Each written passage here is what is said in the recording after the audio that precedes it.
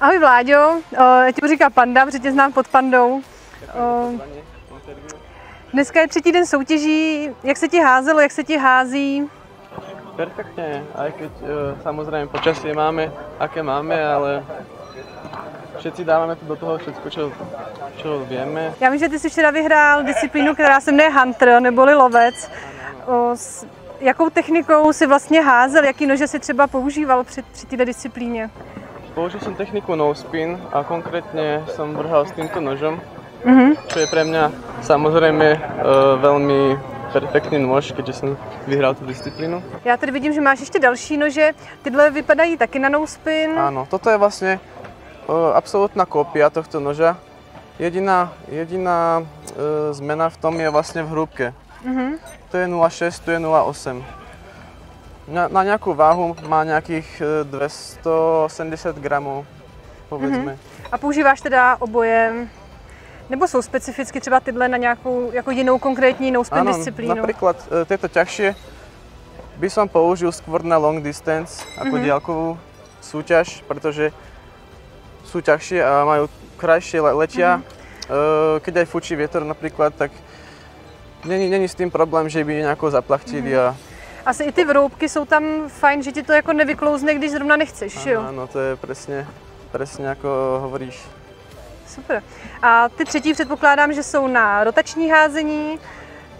S týmto nožom som konkrétne začínal úplne ako prvým. Môžem ho odporučiť aj ako začiatočníkom, veľmi vhodný nož od Cold Steelu. Taký slzičkový vzor, áno.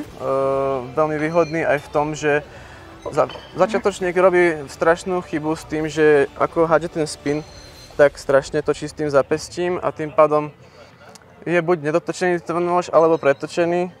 A ten slzičkový vzor strašne zaručuje to zapichnutie akože kvalitné, že...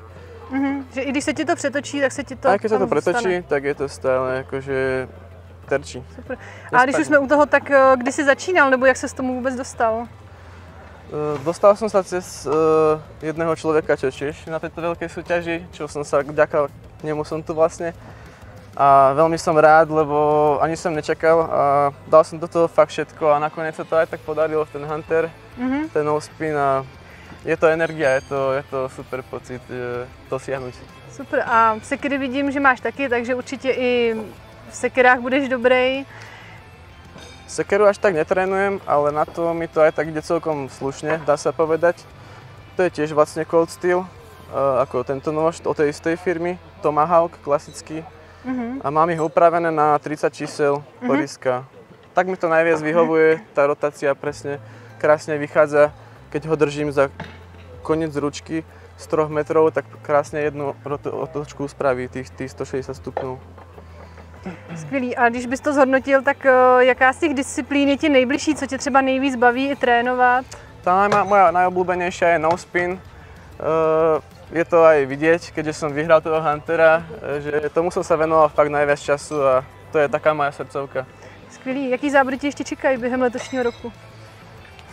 To ešte neviem ani sám, lebo fakt akože aj mám to komplikovanejšie. Nie som taký jeden vrhač ako z tých majstrov niektorých, ktorí trénujú proste strašne veľa hodín denne. Aj napriek tomu som strašne rád, že sa mi to vlastne podarilo toho Huntera vyhrať, lebo vravím, akože človek môže mať nejaký dar určitý, ale ten trénink robí majstra, ak sa hovorí.